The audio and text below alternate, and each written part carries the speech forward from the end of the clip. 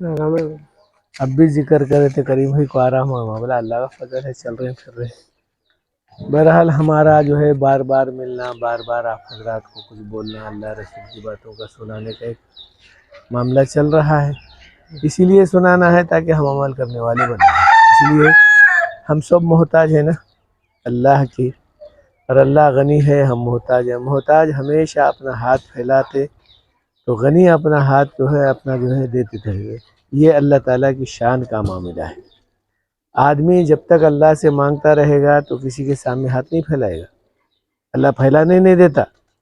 جو اللہ کے سے مانگتا ہے، اللہ کے سامنے ہاتھ پھیلاتا ہے، کہ اللہ تعالیٰ کسی اور کے سامنے ہاتھ پھیلانے نہیں دیتا۔ اللہ کے سامنے اپنا ماتھا ٹکانے والے کو اللہ کسی کے سامنے سے جھکنے نہیں دیتا۔ یہ اللہ تعالیٰ کا وعدہ ہے نبی کے زبان میں۔ اب ہم لوگ چونکہ ظاہری اعتبار سے ذرا اپنا کاروبار دھندا وغیرہ کرتے کرتے، چونکہ ہندوستان ہے، یہ ہندوستان میں رہتے رہتے ہم لوگاں بھی جو ہے ان لوگوں کے عقیدے کے مطابق ہم لوگ بھی ڈھلے ہوئے ہیں۔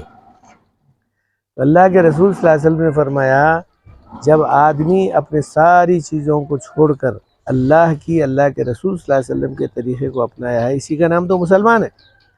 مسلمان اپنے طریقے پر اگر گامزن ہے یا چلتا ہے تو پھر انشاءاللہ کوئی دنیا کا مائی کا لال نہیں ہے کہ اس کو کچھ نہ کچھ جو ہے نقصان پہنچ جائے۔ کیونکہ اب آپ کو معلوم ہے، کوئی آدمی پولیس میں رہتا ہے تو ڈریس پہ اگر آ گیا تو ہم لوگ پورے کے پورے بولتے ہیں بھائی اس کو کچھ مت بولو، اس واسطے کہ ڈریس پہ اگر ہمارا ایکشن لیتے۔ اس سے زیادہ جو ہے فوج کی ہوتی ہے۔ فوج کے بارے میں بولتے ہیں کہ بھائی اس کو کچھ بولنا گویا دوسرے معنوں میں جان کا جو ہے اوپر کھیلنا ہے۔ حکومت کی طرف سے اپنے آپ کو ملازمت کا جو ذمہ داری ہے تو ہم سے کہتے ہیں کہ حکومت ہوتی ہے، تو جو آدمی حکومت کا جو ذمہ دار ہے یا حکومت کا جو ہے پرستار ہے، اسے لوگ بھی ڈرتے ہیں اور حکومت ایکشن بھی لیتی ہے۔ تو کیا ہم اللہ کی ذمہ داری میں رہ کر، اللہ کے جو ہے نگاہوں میں رہ کر، کیا دنیا کی پریشانی سے وہ ہو سکتے ہیں، مصیبت میں گرفتار ہو سکتے ہیں؟ مگر ہم لوگ اپنے جو ہے طریقے اس کو حیثیت کو نہیں سمجھے۔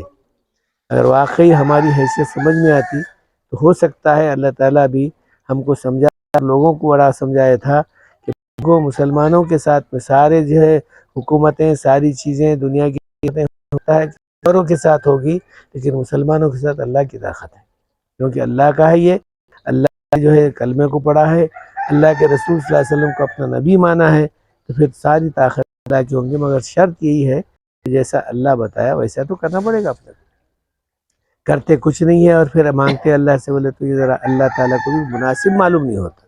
کوئی کام تو نہیں کرتا آدمی، جا کے تنخواہ مانگے۔ ارے دنیا کی حکومت نہیں دیتی تنخواہ تو پھر اللہ کیسا کریں گے؟ پھر بھی اللہ کی یہ مہربانی ہے، اللہ تعالیٰ کی جو ہے ہمارے اوپر نگاہ کرم کا معاملہ ہے، باوجود ہے کہ ساری نافرمانیاں کرنے کے اللہ صحت دیا، طاقت دیا، عقل دیا، اندر جو ہے ساری کی ساری باتوں کا قوت دیا، اس کے باوجود بھی ہم لوگ پھر بھی اللہ کی طرف مائل نہیں ہوتے، تو ہماری غلطی سمجھی جائے گی، ہماری کوتاہی سمجھی جائے گی۔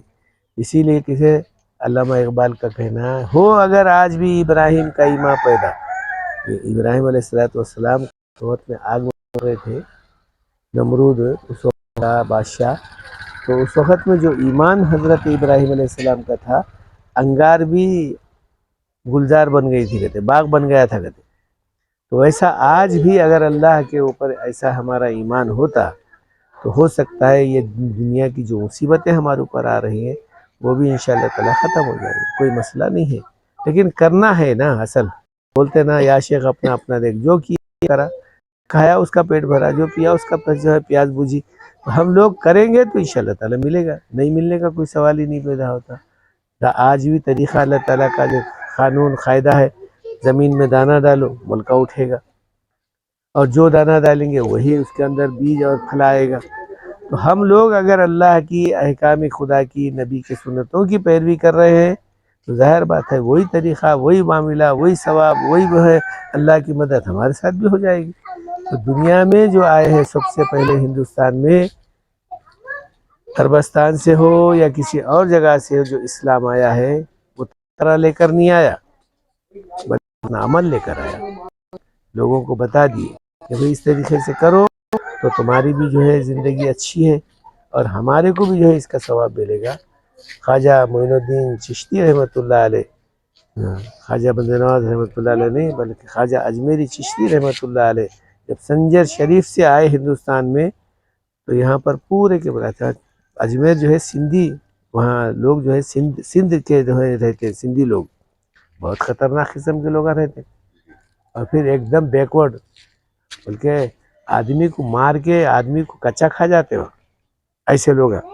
ایسی جگہ پر حضرت آئے تو کیسا سمجھائیں گے، حالانکہ زبان سندھی نہیں آتی تھی ان کو، خواجہ معین الدین چشتی رحمۃ اللہ علیہ کو سندھی نہیں آتی تھی، کیسا سمجھائے؟